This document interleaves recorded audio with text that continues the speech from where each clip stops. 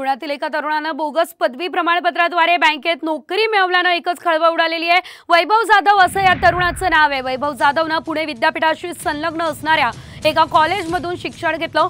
BCom उत्तीर्ण होत त्यानं पदवी मिळवली, मात्र त्याची गुणपत्रिका आणि पदवी प्रमाणपत्र बनावट असल्याचं समोर आलंय। विशेष म्हणजे गेल्या 3 वर्षांपासून ठाण्याच्या एका बँकेत तो कार्यरत आहे। हा संपूर्ण प्रकार उघड झाल्यानंतर पुण्याच्या चतुर्शृंगी पोलीस ठाण्यात गुन्हा दाखल करण्यात आलाय।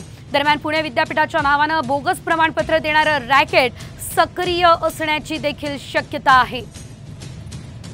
मोठी बातमी आपण या क्षणाची बघतोय। पुण्यातील तरुणाच्या कृत्यानं एकच खळबळ आता उडालेली आहे आणि हा व्यक्ती 3 वर्षापासून बँकेत कार्यरत असल्याची देखील माहिती आहे। 2021 साली वाणिज्य ही शाखा सुरू करण्यात आलेली आहे। त्याच्या अगोदर आमच्याकडे महाविद्यालयामध्ये सायन्स आणि आर्ट या 2च शाखा सुरू होत्या आणि तुम्ही सांगताय की वाणिज्य डिग्री, तर हे खोटं आहे। फ्रॉड सर्टिफिकेटच्या माध्यमातून त्या विद्यार्थ्यांनी नोकरी मिळवलेली आहे हे त्यांच्या लक्षात आलं आणि त्यांनी मग त्या विद्यार्थ्यालाही त्या ठिकाणी चौकशीला बोलवून घेतले। जेव्हा वेबसाईट चेक केल्यानंतर विद्यापीठाच्या असं लक्षात आलं की याच्या पाठीमागं याच्याबरोबर आणखी काय साथीदार आहेत की ज्यांनी हे असे फ्रॉड डिग्री मिळवलेली आहे।